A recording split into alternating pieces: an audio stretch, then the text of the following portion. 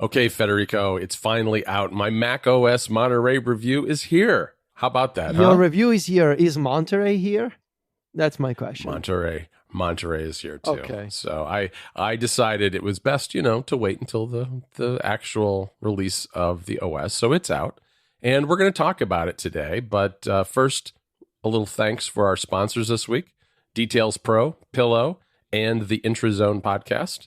We're going to dive into this, Federico. I mean, the review's about 19,000 words or so, and so we're not going to cover everything, but I'm curious what you're interested in talking about, because there's a lot we could kind of talk big picture if you want, or we could dive into things like Safari and shortcuts or notes. What do you think? I like to get your big picture sort of overall assessment at the end, because I know that you have some interesting thoughts on where Monterey fits, as the evolution of, what is it, Catalina, Big Sur, and now Monterey. Right. You have this trilogy of OSs that have sort of paved a certain path for the Mac. And I kind of want to get your take on that at the end, because I think the context of Monterey is important. And I've read your review. It's really good. It's got this new, fresh, more... I think, we've basically both followed the same approach here. It's more conversational. It's packed with detail, but it doesn't get bogged down into, the intricacies of some technical stuff. I told you on iMessage, it goes down like a glass of water. It's so, it's so smooth and it just, it's a pleasure to read. So good job. Well done. Thank you. It's one of those things. I have, of course, the benefit of having seen your review before mine is very far along, and I really appreciated the way you had that more conversational approach with your review this year. And I think that is the right approach for us now, primarily because we do we can do more technical stuff over the summer as previews, like we did with our summer series, and with the preview stories we do right after WWDC. So by the time you get to the fall, people who really want all that intricate detail probably already know most of it. And what people really want to know is, what's it like to live with these OSs in real life? And this year, more than any, I have been on Monterey. It's got to have been 95% of the time since June 7th. Oh yeah, you went in right away. Yeah. Yeah, I did. And the benefit there was that I have this loaner M1 iMac from Apple that I have to send back very soon, but I put Monterey on that, figuring that if it screwed the computer up, at least it's not screwing up my computer, and I can always fall back to my Mac Mini. But it didn't. And this has actually been one of the most stable betas I've ever used on macOS. I mean, it's really been simple to get my day-to-day work done. Now, that's not to say there aren't bugs and there aren't problems, but the day-to-day stuff has never been a problem since the very beginning. It's been a pleasure to use. And like I said, I really wanted to live in this OS more than in the past. And so it was my everyday machine running Monterey every single day since June. So about 4 months. In past years, I would kind of ramp up my use of macOS over time, where, I'd put it on like a secondary machine and I'd use it a little bit here and there in June and July, and then really crank up the amount I used it towards August and into September.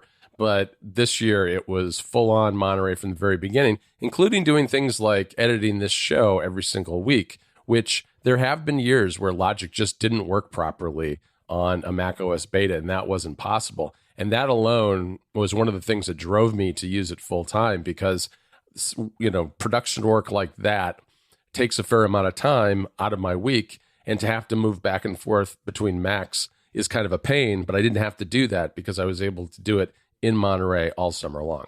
Very nice. Very nice. That's good to hear. This episode of App Stories is brought to you by Details Pro. Details Pro is the accessible graphical tool for iPhone, iPad, and the Mac that brings your app designs to life with Swift UI. The future of modern app design on Apple's platforms is Swift UI, and with Details Pro, you can be up and running immediately, designing UIs without typing a line of code. Details Pro uses a drag and drop interface to make designing app interfaces, widgets, and screens a completely graphical, natural experience. There's no multi-gigabyte downloads or any of the complexity you find in tools like Xcode. Instead, Details Pro focuses on your design first. The app also has a fantastic way to learn core SwiftUI concepts in an environment that provides immediate feedback. There's also a terrific Details Pro community that offers in-app downloadable templates to learn, remix, and use as starting points in your own projects. When you're happy with your design, simply export it to SwiftUI code to either Swift Playgrounds or Xcode. That's the sort of design pipeline that makes handing off your work to developers simple while ensuring that the fidelity of your designs is preserved in the process. Built in SwiftUI itself by a former Apple design prototyper, Details Pro is trusted industry-wide by designers at companies like Apple itself, Starbucks, Microsoft, Nike, and Porsche. And it's easy to see why. Details Pro brings sophisticated UIs to life quickly and easily in a way that feels like magic. If you've been looking for a way to get into designing with SwiftUI, your search is over. You can download Details Pro today for free and use it with 5 files. But you can unlock unlimited files and upcoming features like versioning, reusable components, MapKit maps, and a whole lot more for just $9.99 a year or a one-time purchase of $29.99. That's a fantastic price for an app that will save you time and simplify your design process. So, download Details Pro today at detailspro.app. Again, that URL to check out this incredible design tool for SwiftUI is detailspro.app. Our thanks to Details Pro for their support of App Stories. I wanna get your overall big picture take at the end, and I want to jump right in and talk about the apps because I feel like that's those are one of the most important factors when it comes to this cohesive story between iOS, iPadOS, and macOS. So let me just be extremely upfront here. Safari. What's the deal with Safari in the version of Monterey that ships to people today? Yeah, it's been quite a ride. The version that ships is very similar to the version that you are familiar with from Big Sur. There was a lot of change during the course of the betas, but the place that it landed, the place where we wound up with the shipping version of Monterey, is very similar to Big Sur. Now, there are new features. Tab groups is probably the most prominent new feature, which we've got on iOS and iPadOS as well. And of course, there's a new sidebar. But the design changes that we saw early in the beta period went through a wild ride of evolutions and wound up basically back where they started. Although compact mode of tabs is an option in the preferences. And what that does is that it unifies the toolbar and the address bar and the tabs all into one thing, which I can't stand, but it's still an option if you like it. It does save some vertical space, but what it does is it takes your active tab, makes it wider so that it can fit the address bar. It pushes off any extension icons you have off to the left and right sides of your tabs, and then moves some tools behind a 3-dot more button. And the effect of that is to shrink the other tabs. And I have some examples in the review that show that if you use compact mode, even with only like 4 or 5 tabs open, you very quickly lose the feedback of seeing what those other tabs are. So, if I have 5 tabs open and one of them's, and the active one is a story on MacStories, and I have the other tabs open, if it's in compact mode, I can't see what the titles of those pages are. But in the normal, what I call the normal mode, the standard mode, the mode that was the same in Big Sur, you can actually read most of the title of those web pages. So if you have a particular article open on, Daring Fireball or 6 Colors, you can see what that article happens to be, but you can't in compact mode.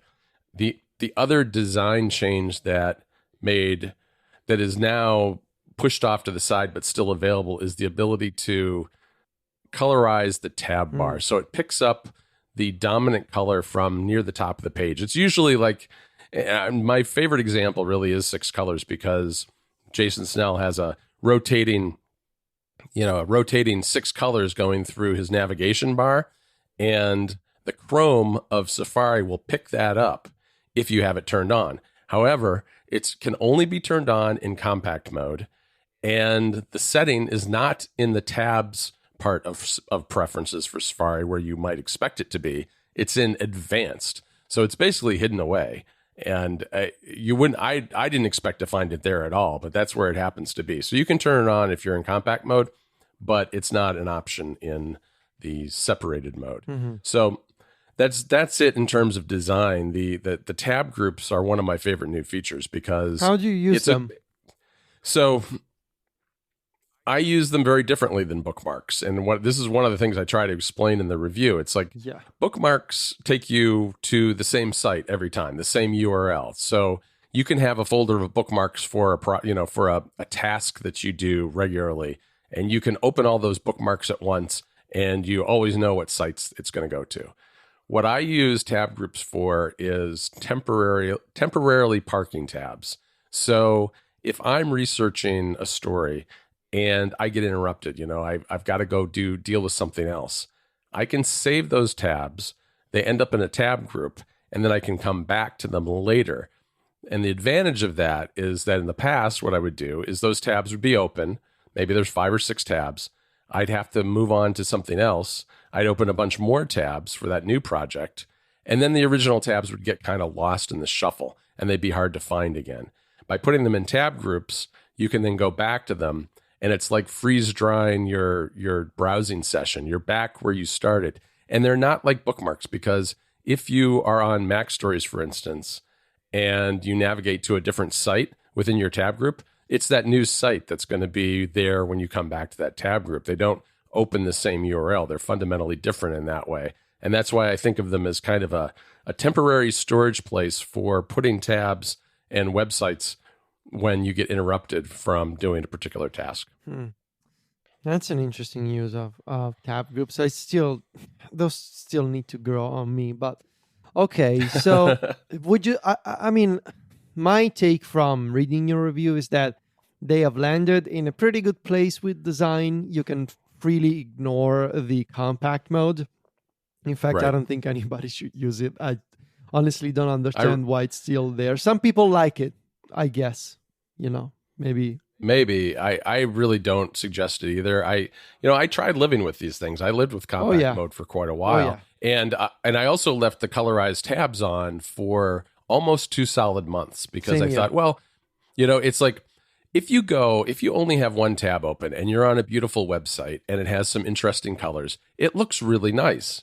The problem is that when you have a bunch of tabs open and you're switching tabs and the Chrome is changing from orange to red, green to black, it's disorienting and annoying in the long run. So I eventually turned it off. Yeah, and the animations of the compact tab bar with these tabs constantly expanding because the tab needs to also be an address bar, so it needs to grow wider, and it constantly moves. Yeah, I don't like it. But so you can ignore that, and so you have the new sidebar, you have tab groups, you already had extensions before. Those are not new on the Mac. But now you also have the Quick Note integration, right?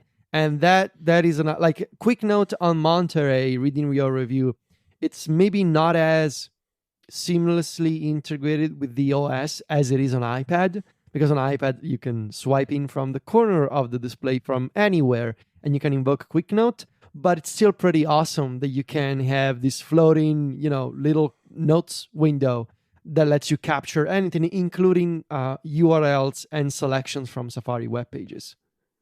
Right. And just kind of in the process of writing the review, one of the things I had to decide was whether I was going to talk about Quick Note in the context of Safari or in the context of Notes, because it's really a Notes feature, but it's so well integrated with Safari. I felt like that was the place that it really had to be discussed, because it's so good for taking notes, grabbing text, highlighting, because in Safari, unlike other apps, you can highlight text on a web page and turn it into a quick note, and it makes it yellow. It adds a highlighting effect to the text on the web page, and it's persistent. So that means you can close that tab, go back to it another day, and the highlighting will still be there. And when you click on the highlighting, it'll open up the quick note. So it's a really nice, and it works the other direction too.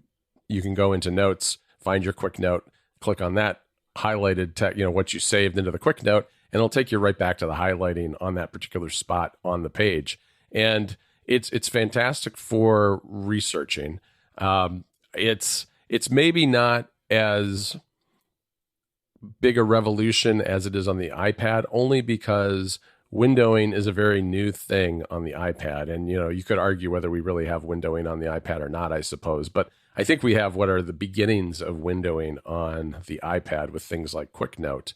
And, windowing is not new to the Mac. It's been on the Mac since day one. So the fact that you can have a separate window to take notes in next to a Safari tab is not revolutionary. On the other hand, it has these deep links back and forth between Safari and Notes that lets you navigate between what you're highlighting and your note very easily. And it also works with other apps. I mean, if you look at the review, you can see that you can create deep links to things like a location on a map or a link in Good Links or whatever. I mean, it's any of the core apps on the system plus third-party apps that use NS user activity to create deep links, which are, that's the same API that powers things like Siri and has a lot of shortcuts integration and things like that. So it's a really cool feature. Mm-hmm. So for those coming from iOS and iPadOS 15 with Quick Note, what kinds of differences should they expect in Quick Note on Monterey? The big difference, and the thing that I think is kind of a negative, is that you can only get back to the last Quick Note that you created or create a new one you're right. You mentioned this in the review. You cannot scroll through the Quick Notes. Right, because on the iPad, you have those little indicators, those page indicators on the bottom. They're like, I don't know, they're all over the system in iPad OS. And you can swipe between notes, and you can put whatever you're collecting for your Quick Note, you can put it in any of those notes. You can't do that on the Mac. You can only do a new note or the one you most recently did. Now, in practice, I haven't found that to be too big of a downside, because usually I'm working on a particular project and I'm only going to use one note at a time. So it's not a huge deal, but it is if you're someone who's dumping information into a bunch of different notes for various reasons, that is definitely a limitation on the Mac. Mm-hmm. This episode of App Stories is brought to you by Pillow. More and more studies show that getting a good night's sleep can improve your health and well-being in more ways than you could ever imagine. Pillow is a simple app that helps you be more aware of your sleep patterns and make informed decisions about ways to improve your sleep quality. All you have to do is sleep with your Apple Watch on. Pillow will track and analyze your sleep and automatically give you a full report in the morning. If you want to use Pillow with just an iPhone or an iPad, you can do that too with the touch of a button. If you have an Apple Watch, though, you can also get important information about your heart rate trends, variability, heart rate dips, and blood oxygen levels for each sleep session. You can even record sounds like sleep talking, sleep apnea, snoring, and other noises during the night that might be affecting your sleep. A lot of users are surprised by the results. If you have an Apple Watch Series 6 or newer, Pillow will also display information about the intensity of the sound during each sleep session and give you a rating of your exposure. Another valuable aspect of Pillow is helping you make informed decisions to improve your sleep. Pillow comes with a dedicated section where you'll discover trends, get personalized insights, sleep tips, and easily compare your sleep metrics with your weight, steps, caffeine consumption, and other health metrics. If you want to wind down and relax before you sleep or listen to something throughout the night, Pillow comes with an expanding collection of sleep sounds, guided meditations, bedtime stories, and music produced specifically for sleep. There's even a nap mode for those times when you just want to get a little bit of boost of energy in the middle of the afternoon. Pillow can wake you up using your Apple Watch, iPhone, or iPad at the lightest possible sleep stage using its smart alarm feature. Starting with watchOS 6, Pillow's battery consumption is minimal too. Last but not least, Pillow is also very privacy-minded. All of your sleep and audio data is encrypted and stored on your device and in your iCloud storage account using end-to-end encryption. You don't have to register or create an account to use Pillow. You can use it anonymously, and it doesn't collect or send your personal data anywhere else. Pillow is free to download from the App Store and comes with a great set of free features that you can use every single day. If you want to try Pillow's premium features, there's also a free 7-day trial. Just visit pillow.app to get started today. Again, that URL to learn more and get started with Pillow is pillow.app. Our thanks to Pillow for their support of the show. So speaking of notes, and I guess I want to roll in reminders here as well. You wrote about reminders and the new tagging features in the summer. Both notes and reminders support tagging in iOS, iOS 15, and macOS Monterey. And with tags, you can create smart folders in notes and smart lists in reminders. However, there's a difference between them. Besides the fact that one is a note-taking app and the other is a task manager. Right. The difference is that you have a lot more filtering options for smart lists in reminders. In notes, you can only create smart folders that filter notes by tag.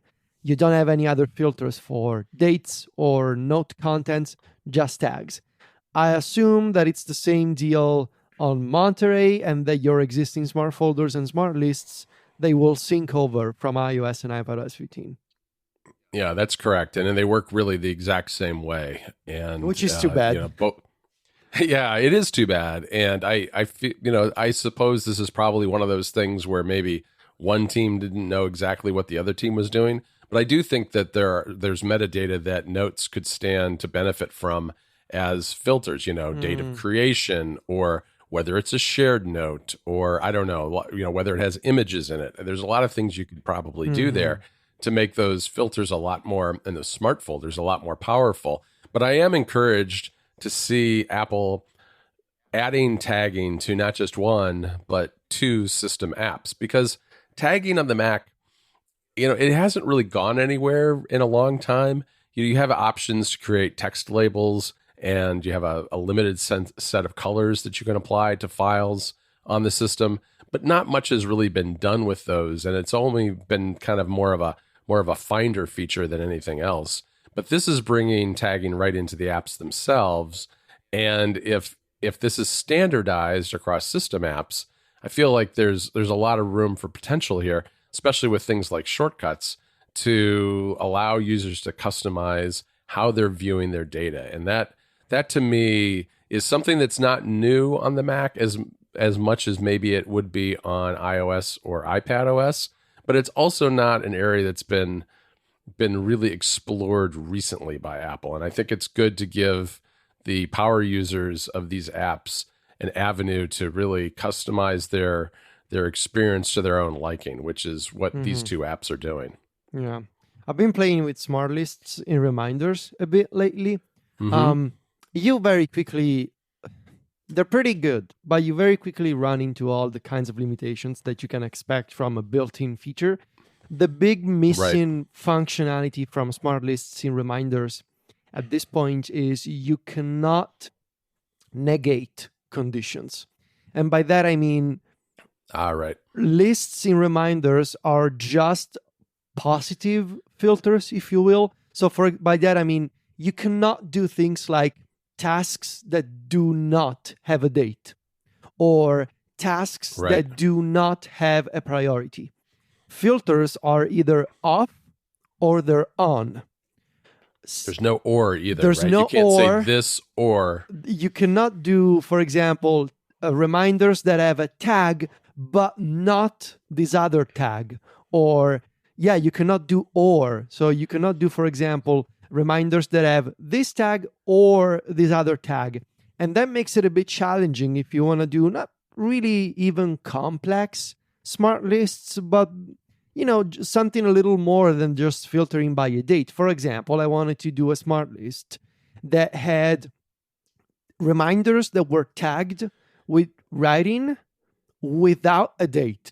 And that's not possible because there's no concept in reminders of without a date. You can only put in a date. Similarly, if you create a smart list and say, okay, I want to see tasks that are due soon, right? And you give it a filter for a tag, and you go into the relative time range filter and you say, okay, due in the next 24 hours. And that I'm going to call soon. The problem is it doesn't show you overdue tasks. It just shows you that smart list. It just shows you upcoming tasks over the next 24 hours.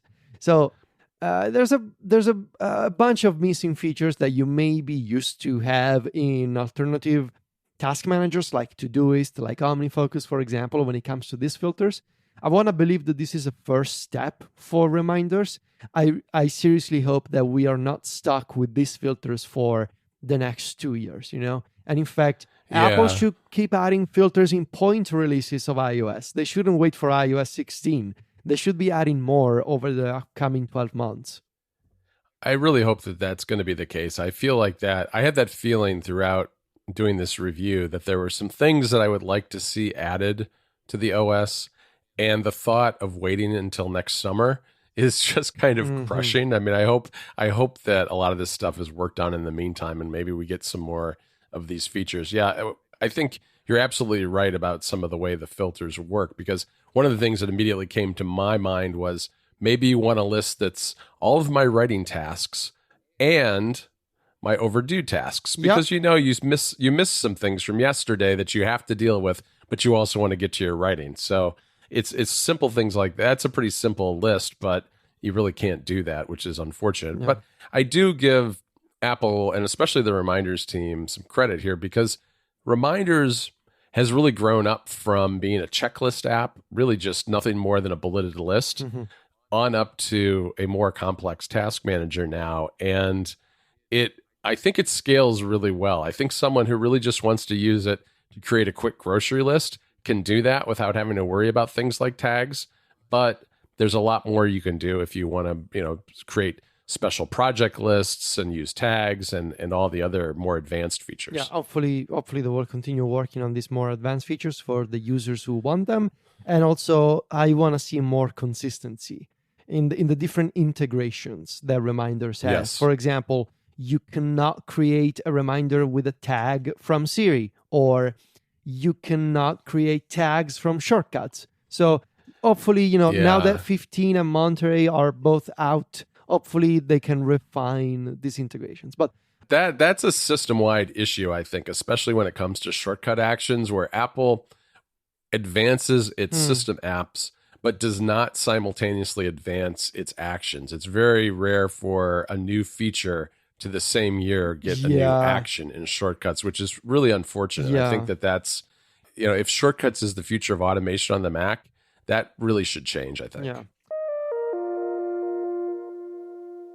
This episode of App Stories is brought to you by the IntraZone podcast. Everybody has their favorite shows, but it's always fun to discover something new, which is why I want to tell you a little bit more about the IntraZone. If you're looking for a new show to listen to, the IntraZone is a bi-weekly podcast with conversations and interviews hosted by the SharePoint team. It's all about how SharePoint, OneDrive, Teams, Viva, and more can work for you.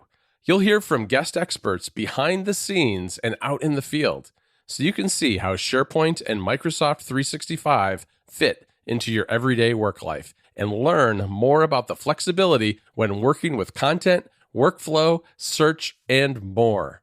Each show covers a bunch of different segments like news and announcements, a focused topic each week, guest perspectives from product experts inside and outside Microsoft, and upcoming events, conferences, and workshops. And the topics for each show are really interesting. Previous episodes have covered things like content and collaboration, Microsoft lists, and employee experiences. I listened to an episode about Microsoft lists called Lists Loves Lawyers. Now that's a mouthful. And the episode was all about how lawyers in corporate legal departments are using Microsoft lists to manage their work. It was an interesting example of how lists can scale seamlessly from something as simple as a personal grocery list all the way up to managing complex legal projects inside of a big corporation. Go listen to it now. Just search for the IntraZone wherever you get your podcasts. That's INTRAZONE, or just click the link in the show notes. Go check it out. Again, that's the IntraZone podcast, wherever you get your shows. Our thanks to the IntraZone by Microsoft SharePoint for their support of the show.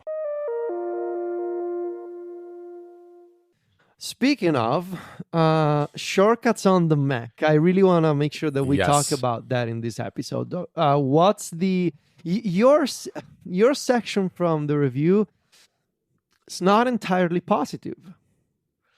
No, it's not. And it's a very complicated thing to discuss. This section was not easy to Mm. write because really the first thing I should say is I'm very enthusiastic about shortcuts for the Mac. Yeah. It's something that I've wanted since the very beginning. And I really do believe that it has the potential to be the glue that holds together automation across all of Apple's systems. But right now, it's just not there. It's the problem is really a matter of friction and frustration that exists in using it, as well as some holes in what's offered. And it's very easy to overstate the problems because on the plus side, on the positive side, there are a lot of shortcuts that I have that came over from iOS that they just work. Yeah. And even some really complex ones like your frames shortcut, it just works. Well, doesn't work so well with iMac. It kind of works. Maybe not. Well, it just works. Yes, it works. It mostly but works. The UI Yeah. is not great. No. Which is a matter of how the Swift UI picker works. Like the image picker Oh my, is that image picker. Oh my, yeah. by default, it's a narrow single column of images. And if you have a lot of screenshots, that's not workable. You can resize it, so that's totally fine.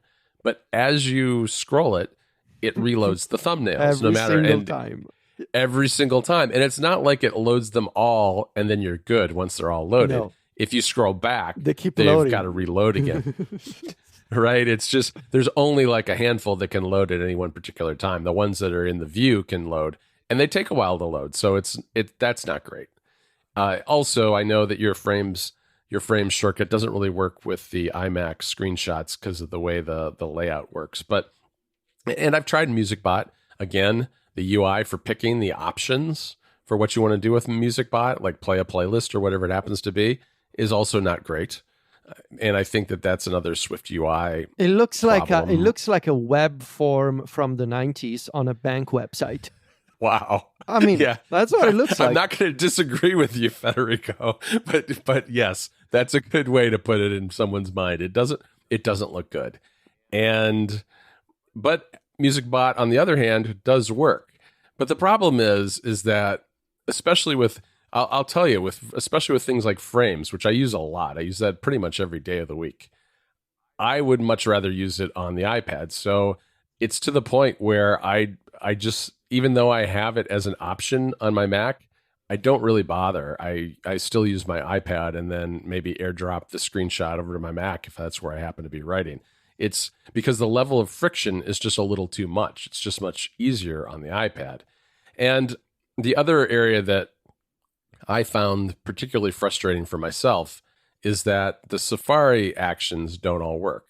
And by that, I mean, there are two actions in particular that I think you and I use an awful lot. One is get details from web page, which is a way to allow you to grab the title, the URL, the contents, the images, all sorts of different elements from a web page can be grabbed with that. Doesn't work at all on the Mac.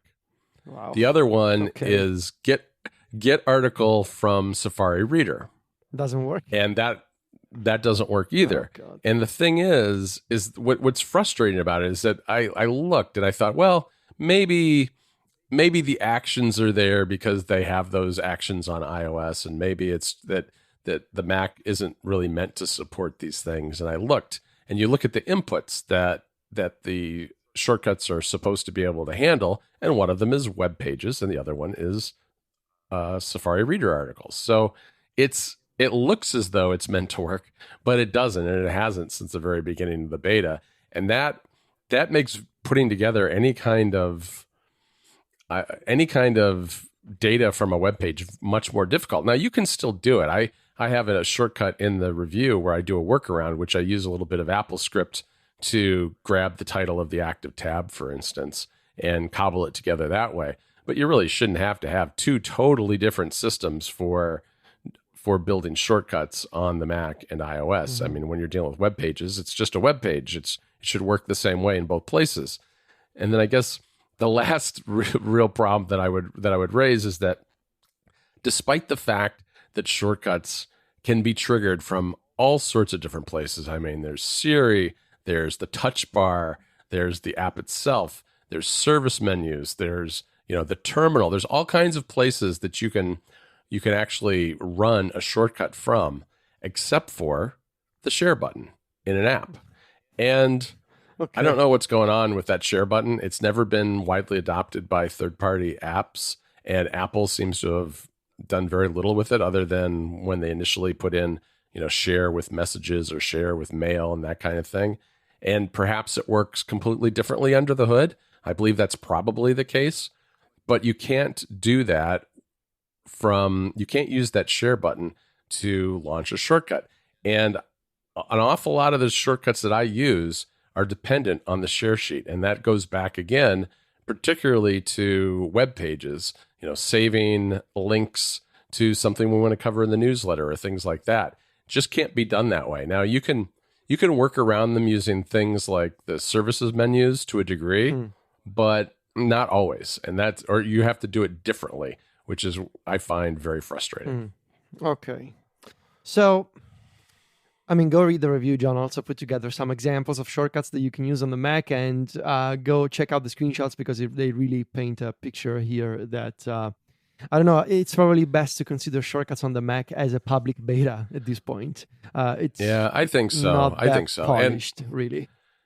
No, it's not, and it's unfortunate. And my greatest worry is that people will abandon it too quickly because get the wrong impression. Not an impression. It's what it is. It's not a good first impression, and it will turn people off. And I think that that's unfortunate because I do think it has a lot of potential, and I have found it useful. It's like that's what's hard about writing a section like that. Is like it's not all bad by any stretch of the imagination, and it has a ton of potential, but it's just not there yet. And I really do think it should be probably labeled a beta because it really has a beta feel to it. So obviously there's too many features that we cannot possibly cover, especially the ones that are coming from iOS and iPadOS 15 that John covered in the review. I'm going to go through quickly the list here. Live text is on the Mac. The new image stacks in messages with the download button to download multiple pictures sent to you on iMessage. It's on the Mac. Shared with you, which I had a lot of fun explaining in my iOS review, is also on the Mac now. FaceTime audio effects. The new maps with the fancy 3D view and the driving view, that's on the Mac. The Books app has finally caught up to the iPhone and iPad version with the design that we reviewed in 2018. So 3 years later, the updated Books app is on the Mac. Focus is on the Mac. Low power mode coming from iOS to macOS Monterey and iPadOS 15 this year. The new passwords screen with the support for one-time authentication codes that I also covered in my review. It's on the Mac. And just one quick thing that I want to hear from you, John, before we hear your overall thoughts on Monterey. You can now AirPlay your screen and music to the Mac. And now this is a system feature. There used to be third-party utilities for this, and now it's a Monterey feature. Yeah, it works well. I mean, there have been times during the beta when it was broken, and I find that I think it'd be really good if you're demoing something for somebody and you've got your laptop and you want to, or let's say you've got something on your iPad and you want to project it onto a bigger screen for that's connected to a Mac. That works really well. And that's not something that I personally do much, but it is kind of handy when you're like, you come in from outside. And this is something I've always wanted, where I'm listening to some music. I'm out and about and I'm listening to some music that's on my iPhone, and I sit down at my desk to work. And now I want that music to come out of the speakers on my Mac. And now I can do that, which is really nice. It's just, it's a continuity feature in that sense. So what's your overall take on Monterey, and where do you think it stands, in between iOS and iPadOS? Well, one of the things that I do in the intro and then in the conclusion is I try to trace what the major themes of macOS have been over the last few years. And a lot of what we're seeing in Monterey is the culmination of what started with the 2018 sneak peek of Mac Catalyst apps, which got off to a bit of a rocky start because those early Catalyst apps weren't so great. But I feel like today what we've seen is Apple has taken the time with macOS and with the hardware now too to realign everything where it all fits together better across the iPhone, the iPad, and the Mac. And I think we're finally getting to the point where a Mac Catalyst app that is created with some care and attention to detail is on par with a lot of traditional AppKit Mac apps. And I think we're going to get very soon to the point where it just doesn't really matter, or you can't tell, or it's just some apps are a little different than others, but it just doesn't really matter because they all work perfectly fine on the Mac. And I feel like this is exactly where Apple was trying to go. It's not over yet because, as we saw talking about shortcuts, which I think has a significant amount of Swift UI in it, Swift UI is really a young technology, and it's not built in a way that works for every single app or every single feature. And so the story's not really over. However, we saw Catalina really change a lot of things under the hood. Big Sur tackle design to unify the design across platforms a little more. And with Monterey, what we're seeing, I think, in a user-facing way more than ever before, is the results of things like Mac Catalyst and Swift UI that are allowing Apple to push forward these apps, these system apps, in parallel across all systems. Because, Maps lagged way behind Maps on the iPhone and the iPad for years because it's just not as important a platform for that particular app. And Books just finally caught up to the iPad as well. And I think that that's something that, especially with people coming more and more from the iOS and iPadOS side of things, because there's, it's just a matter of numbers. There are more of those devices in the world than there are Macs. So a lot of people are coming to the Mac now with the experience of iOS first, and to have system apps that work the same way and generally look the same on all those platforms can't do anything other than improve the situation for the Mac and Mac users. So I think it's a positive direction, and I think they've accomplished an awful lot here, despite the fact that there are rough edges here and there. I think there's still work to be done that I hope is handled in some of the point releases before we even get to next year. But it's been pretty neat to see this all kind of come together. And I think especially when you couple that with the hardware that now allows you to run iOS and iPadOS apps on the Mac too, if you want, it's pretty exciting time for the Mac. Yeah, I agree. Well, nicely done, John. You're done. Thank you very much. It's done. It's over. You did it. It's another macOS review. Another year has passed, and now you'll have to worry again next June. Yes, we've got 6 months off. We're not going to do anything for the next 6 months. That's how it works, right, Federico? We'll talk about that offline. All right. Well, anyway, I want to thank our 3 sponsors again for this show: Details Pro, Pillow, and the Intrazone podcast.